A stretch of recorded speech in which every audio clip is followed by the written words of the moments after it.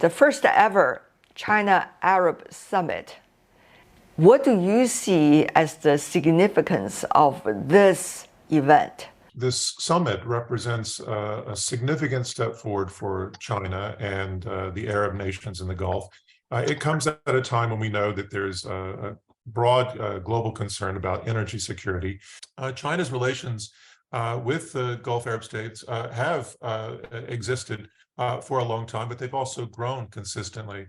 The fact of the matter is China, more than any other country, more than any other major power in the world, has positive relations with most of them, if not all of them, in one form or another. In fact, we know that China is already the major trading partner, including the biggest economy there, Saudi Arabia. And more importantly, the Arab states have rebuffed U.S. requests that they choose sides as the U.S. advances its decoupling, if not a new Cold War against China. So in the meantime, I think we also have to look very carefully and optimistically about the ongoing negotiations between China and Saudi Arabia about the possibility of settling oil deals in the yuan.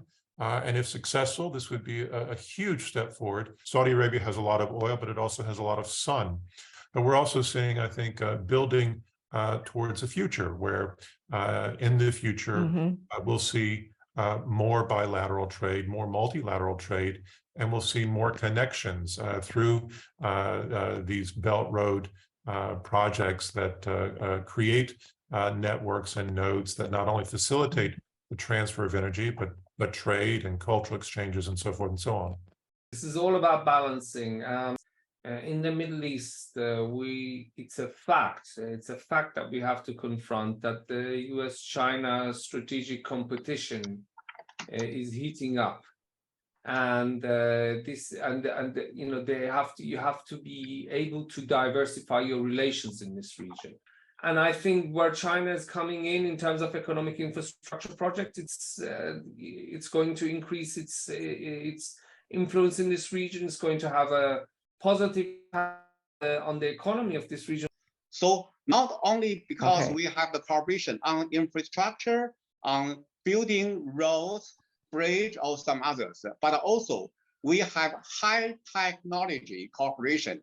That is why we think this summit is very important, because it's the first summit between China and the Arabic country. So that we may have a more significant influence toward the relations between Arabic world and China, and may largely enhance the people-to-people contact.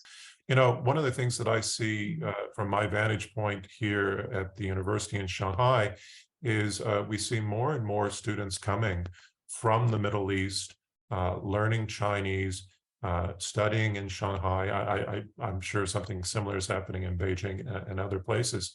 And this is where you see people thinking about a future where they have in mind the role that China will play, not only in their development, but in global security and global trade and commerce.